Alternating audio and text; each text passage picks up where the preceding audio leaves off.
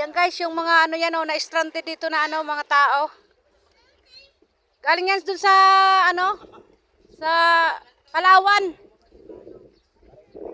Nabutan sila ng ano, ng masama ng kalagayan. Yan. Nagsusurvive sila, nag-ihaw ng isda. Ayan, oh. Noy, Noy! Hay naman kayo dyan, oh, mga taga-Palawan yan. Ayan, oh, yes, ayan, taga-Palawan. Oh. Nag-ihaw sila ng isda, oh, kasi